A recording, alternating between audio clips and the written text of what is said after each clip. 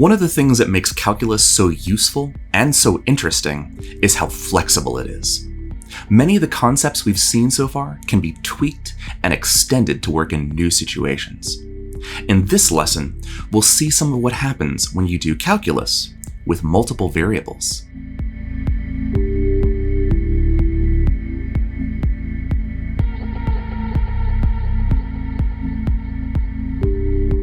Just about everything we've done so far in this course involves one variable that depends on another.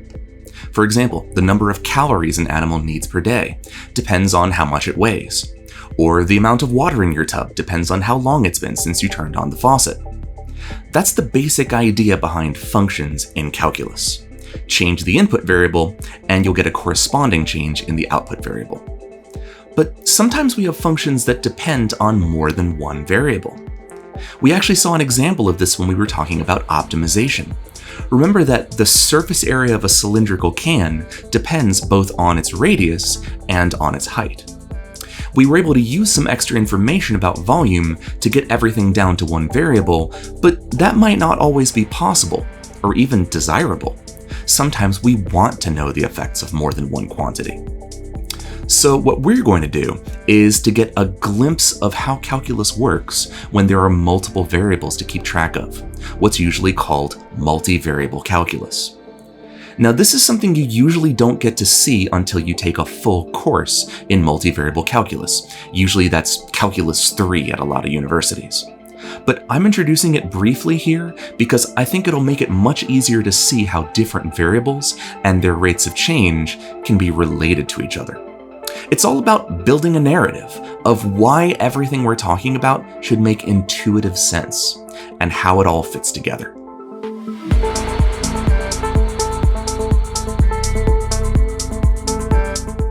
I don't know about you, but personally, I love when the weather starts getting colder.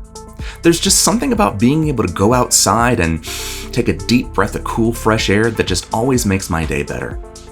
But when it starts getting windy, that can admittedly start making things a little uncomfortable. And there's a reason for that.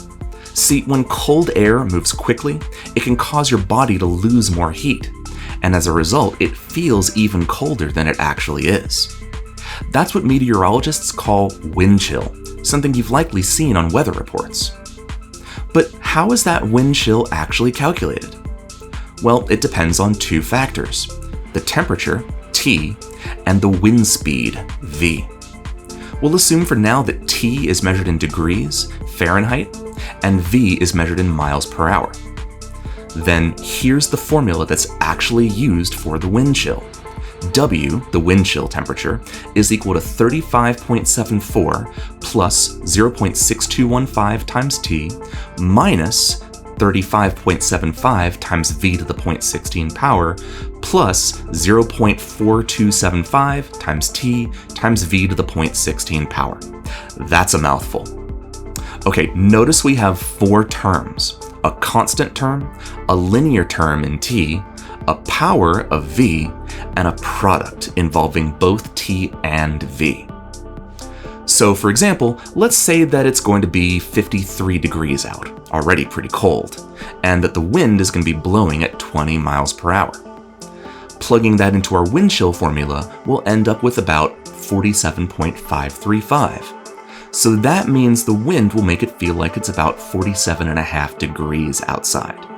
Wind chill is also measured in degrees, by the way, since it's the apparent temperature. Now, here's an interesting question. What effect would it have if we were to tweak one of the variables while keeping the other variable the same? Suppose, for example, that we raise the wind speed from 20 miles per hour to 21 miles per hour, while keeping the temperature set at 53 degrees.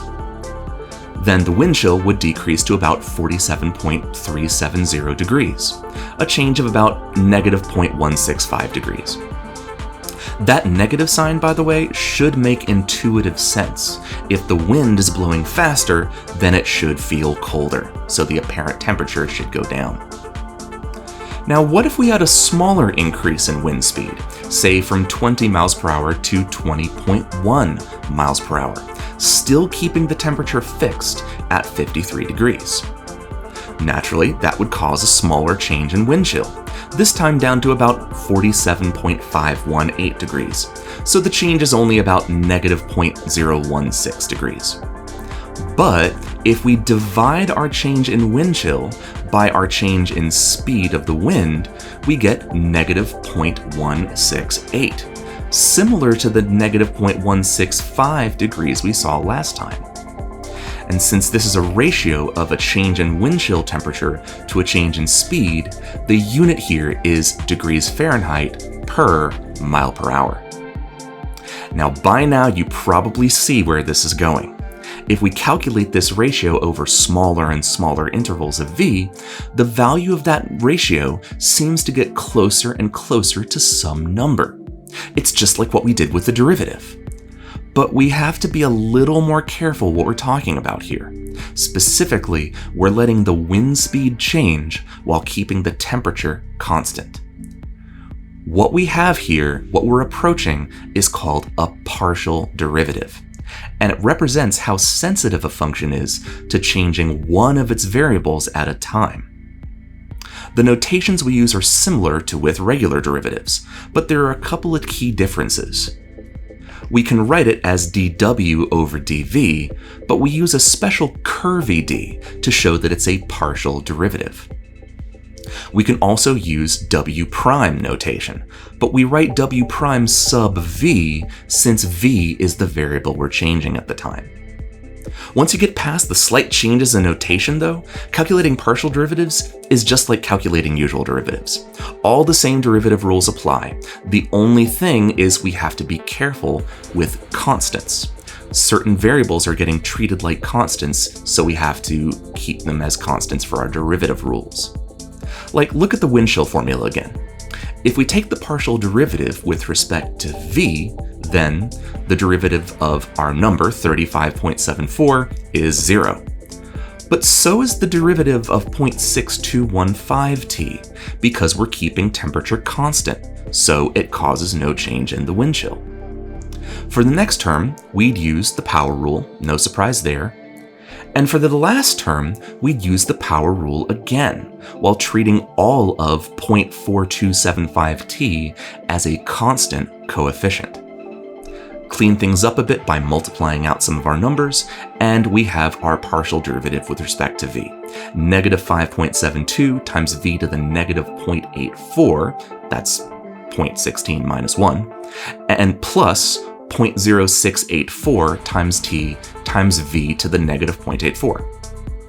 And if we plug in t equals 53 and v equals 20, the temperature and the wind speed, we get negative 0.169152. That's what those numbers earlier were approaching. So at our current temperature of 53 degrees and wind speed of 20 miles per hour, tweaking the wind speed will result in a change in wind chill at a rate of about negative 0.169 degrees per mile per hour. We could also find the partial derivative with respect to t to see what effect the temperature has on the wind chill. This time, the constant term drops out, the next term is linear in t, the v-only term drops out since there's no t, and the last term is also linear as far as t is concerned, since t is only ever raised to the first power. So when the dust clears, we get 0.6215 plus 0.4275 times v to the 0.16 power. And again, if we let t equal 53, which doesn't even matter here, and v equal 20, we get about 1.3119. So at our current temperature and wind speed, tweaking the temperature will result in a change in wind chill at a rate of about 1.3119 degrees wind chill per degree actual temperature. In other words, as the actual temperature changes, the wind chill changes even faster.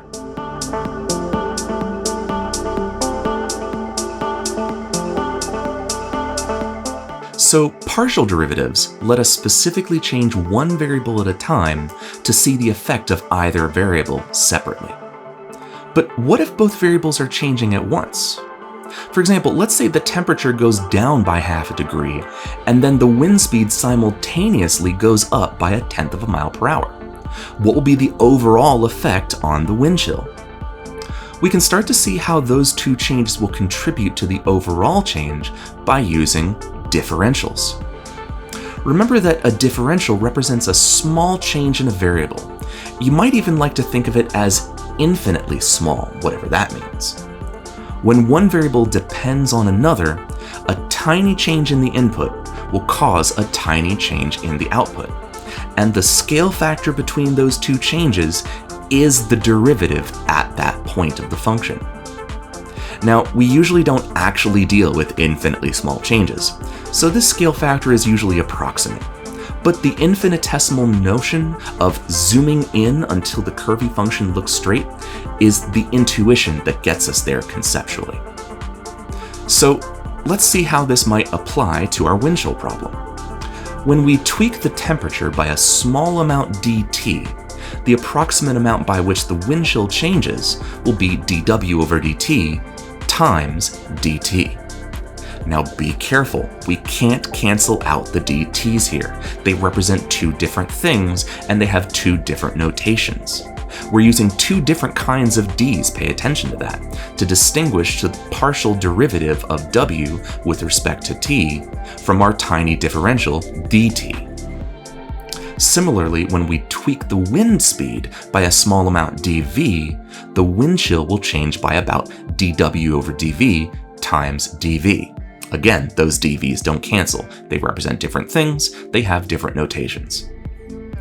Now, if both of those changes happen together, then how can we figure out the overall change dw? Well, the good news is all we have to do is add together those two individual changes. And that gives us what's called the total differential of the wind chill function. Each individual differential gets multiplied by the corresponding partial derivative, and then we add together the results. Using that, we can approximate how much the wind chill changes. If the temperature goes down by half a degree and the wind speed goes up by 1/10 of a mile per hour, then the wind chill should decrease by about 0.672865 degrees Fahrenheit. Now note that this won't quite be the exact change in W. This is essentially the 3D version of a linear approximation after all. The actual change is closer to about negative 0.673015. But it'll be pretty close. And the smaller our changes, the better of an approximation it'll be. Differentials, and in particular the total differential, will be useful tools to us as we look at how different related quantities change in tandem with each other in the next few lessons. By the way, once you're okay with thinking about functions that depend on two variables at a time, there's nothing stopping you from thinking about having 3 variables, or 4 variables, or more. But the beauty of it is that the techniques don't really change all that much. Partial derivatives are largely the same as regular derivatives. You're just being a little more specific about what variable is changing. Using multiple variables lets us expand our modeling capabilities to describe the complex interconnected world around us. So the next time you go for a walk on a cool winter evening and you get a chill from a sudden gust of wind, just think, what you're feeling is multivariable calculus at work.